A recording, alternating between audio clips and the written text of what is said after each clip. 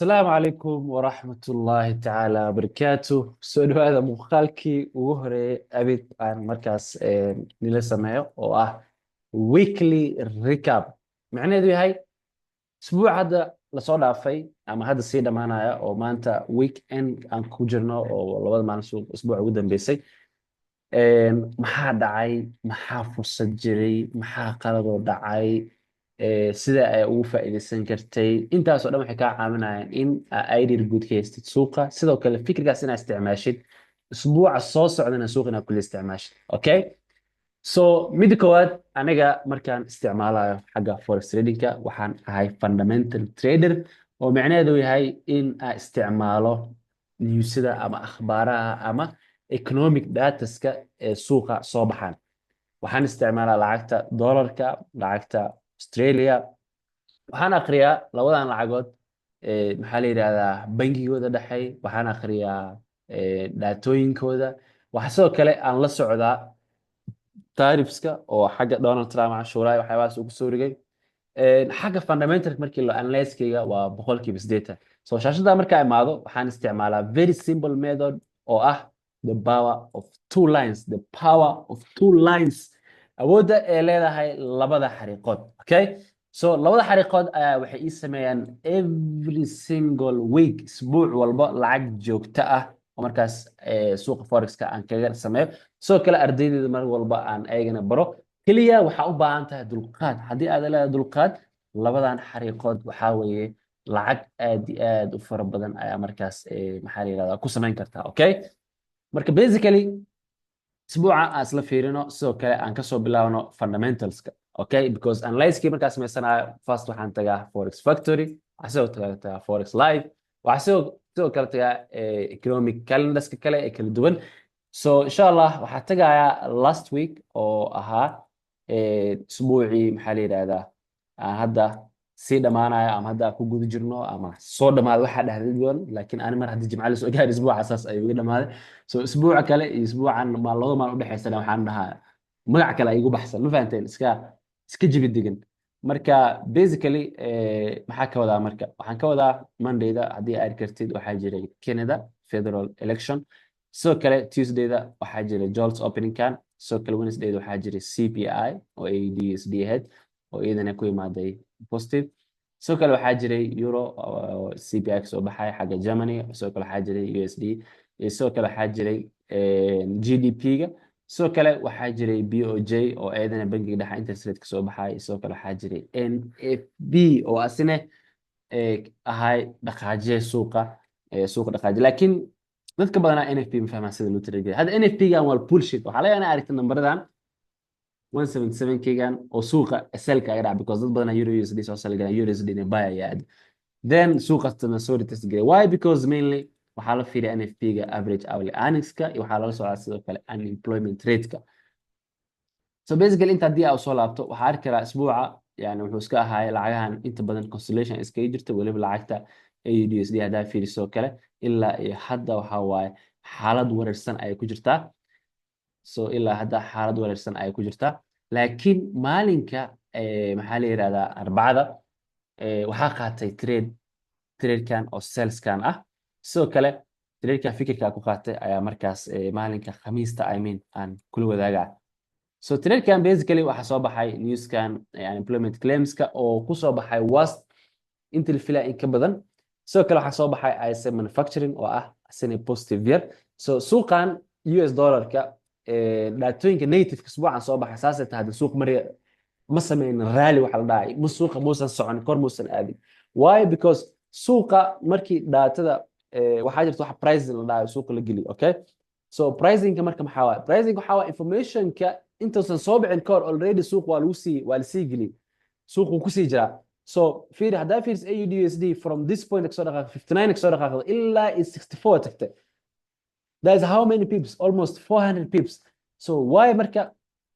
I think حتى inay ka badan tahay 500 waa kaas you see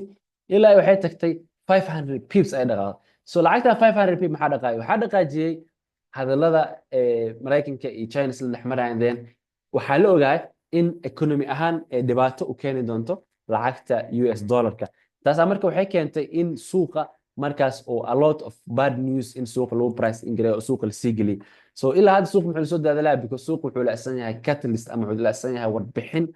oo positive ah oo doolarka daadan karta marka warbixin yar oo positive dollar hadday jirto suuqa ku react gareena okay hadda average hourly earnings unemployment meesha high ka ahayn haddii suuqa positive ka ahaa lahayn like guys NFP waxa waa laga sheekay lahaa maalintaas boqol bib xataa uu daadan lahaa suuqa iyo ka badan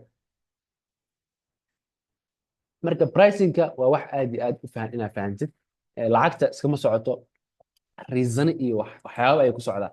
marka maxaa dhacay waxaa soo baxay newskan positive yarka markaas lacag yar ku sameeyay so maxaa dhacay basically meeshan zone ay ahayd so haddii aad soo qaato calaamadeeda oo ku sheeg aniga waxaa isticmaalaa some simple things laakiin very tricky meeshan waxay ahayd selling area oo suuq markaas price-ka ka sell gareynay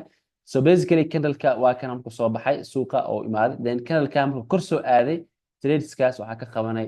from weeks trade-ka markaas ka sameynay oo meeshaas kore so SL-keen halkaas oo ahay TB-gan basically logan ayuu ahay marka qaacido waxaa jirto oo mar walba aan isticmaalo suuqa for example kala hadda waxaa u socotaa 30 bib okay suuqa 24 bib ku bara 6 bib iyo 24 bib yaa badan 24 bib yaa badan way 6 bib sugaysaa iyadoo tahay suuqa data yar oo soo baxday oo positive yar waliba mid kale oo negative ka horeysay laakiin positive zalka aad inaad suuqa dhex qabsid way aad sugaysaa marka so basically waxaa samayn kartaa waa as long as kanalka marka aad in rejection qaatay kanalka rejection qaatay waxa waa suuqa halkaas ay kaga bixi kartaa marka waxaan ku hayaa nidaam yar okay so trade-kan waxaa haystaa 1 to 2 r for example kasoo qaad xitaa 20 bib ayuu ahay okay calculator-kii igey waxaa u malaysiin qaarkiin lacagta inaa u baahan tahay in akoon weynaysa lacag samayn karto no for example akoon yar haystaa waxaa kugu jirto $1 okay or even aan dhaho meesha awood badantiin $100 kugu jirto trade-kan 8p baa risgareynaysaa waa ogta inuu trade yani fiican oo a setup yahay oo adagta inaad lusgaraysid haddii aad 10 xab noocan ka qaadato laga yaabaa in 2 xab aad lusgaraysid 8 xab kamid markaas profit aad kaga qaad maxaa samayn kartaa marka meeshan waxaa risgareyn kartaa $20 aad risgareyn kartaa okay $20 miiska saari kartaa so $20 markaa miiska saarta because waxaa ku dhahay okay financial advice kuma siinaay laakiin fikir guud ahaan aan ku siin karaa haddii aad setup fiican haystid because waxaa u baahan tahay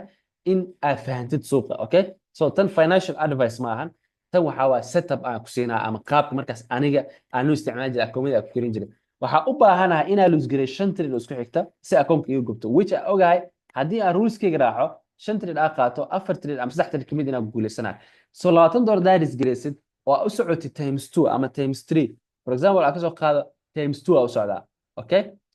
times 2 aa u socdaa so 400 okay ma noqon karto times 2 aa dhah so $20 aad isgaraysay si aa u heshid laba jibaarkeeda that's $40 waa so next week marka amaanaysid already trade account-kaaga waxaa ku jirto $40 ku jirto maxaa samayn kartaa $40 isgarayn kartaa si aad times 2 u heshid that means $40 isgaraysid account-kaada waxaa ku dirtay plus $80 okay in 2 weeks time waxaa samayn kartaa account growth of $220 maxaa samayn kartaa from here waxaa isgarayn kartaa 30 ama still 40 ama $50 aad isgaran kartaa for example aan dhaho kale waxaa isgareeyay $40 aad isgareeyay si aan u helo maxaa la yiraahdaa si aan u helo $80 okay $40 ka waa buu isgareeyay okay $40 ka waa buu isgareeyay hadan still maxaa sameynaa I will risk another 40 to get 80 so markaan oo kale TB ay igu dhacday oo 80 ga waa heshay okay meeqa maraysa in 3 weeks time $260 lacagta inaad qaadatid waxaad gadan kartaa account profile account profile hadda ku gadatid account profile ka 50k ama 25k aad gadatay waxaad siin kartaa focus kadib phase 1 iyo phase 2 daad afsid bil walba si easy lah waxaad kaga samayn kartaa lacag 1000 ama $1500 adigoo raacaya system aad u fudud the power of two lines clear one single trade inaad isbuuca oo saano kale AUD ama AUD waxay doontaa ahaato kadib profit noocan ka qaadatid soo gal trade-ka zone-ka soo qaado because zones-ka suuqa ka gal waa meel suuqa sellers-ka aad ugu soo buuxsamaan ama meel maxaa la yiraahdaa suuqa buyers-ka ay aad ugu soo buuxsamaan soo kale waxaa jira trade ay ardaydeeda qaateen laakiin aan maanan ku jirin trade-kaasina wuxuu ahaa NZD/USD so trade-ka iyadana waa power of two lines haddii aad fiirisid trade-kan iyadana waxaa jirta meeshan pattern aad aan u isticmaalno okay waxaa jirta iyadana pattern oo markaas aad iyo aad u isticmaalno so trade-kan haddii aad fiirisid waxaa arki kartaa in suuqa oo kala wareeg ka dhacay okay in suuqa kala wareeg ka dhacay suuqa zoneskaas markuu suuqa bixiyey idin waxaa samayn kartaa the same way inta noocan oo kale wiiga laba jeer waa heli kartaa so meesha saddex way kugu qaadato inaa $100 $260 gaarsiisa iyadoo risk management la isticmaala for example soo qaad marka trade haduu laba trade noocan kale usbuucda kuu soo aadan kawan trade marka waxaad isgareyn kartaa targetkaas aad target gareysan kartaa so kan wuu kasii badan yahay kan kale okay so nidaamkan haddii aad raacdid waa nidaam aad markaas profitable aad ku noqonaysid stress badanna suuqa ka yaraana because inteena badan maanta dhan gold signal la qaato kan waxaa soo diro kan inta ka dhac barnaamijyo markaas aanan intifaac weyn noo lahayn ayaa mar walba ku mashquulsanna which aan rabo in aad ka baxdid oo markaas si financial freedom aad u taligaraysid insha allah youtube-kan waa youtube-keyga idina subscribe garan kartaa si aad information fiican u weyshid muuqaalkeena halkaas ayuu ka egyahay السلام عليكم ورحمة الله تعالى وبركاته وأنا تريركا وقروح بدنا ويجس أقاتي يفكر كده بي يقاب مركز أوقات أوكي متكلا كاي لوبي أو patience تريركا كجرة أوكي سو تريركا عقول أو حقات خميس قلب كده فيري لايك وحنا ردنا تريدي مجري سو خميس قلب كده قاتي بيس كساك قاتي لو كنت تحكون أفضل $4 أساس كسمين نسا and just go home relax weekend كان enjoy جرين نسا إن شاء الله وقابك وفضل أو مركز تريدركا أو جاي كرتد lacagtana mar walbo simplicity ama qaabka ugu fudud ayaa markaas loo sameeyaa assalaamu calaykum waraxmatullahi tacaala barakaatu kusoo dhawaada muuqaalkan insha allah wuxuuna u noqon doonaa hordhac muuqaalo badan oo soo socdaan khayr badan tahay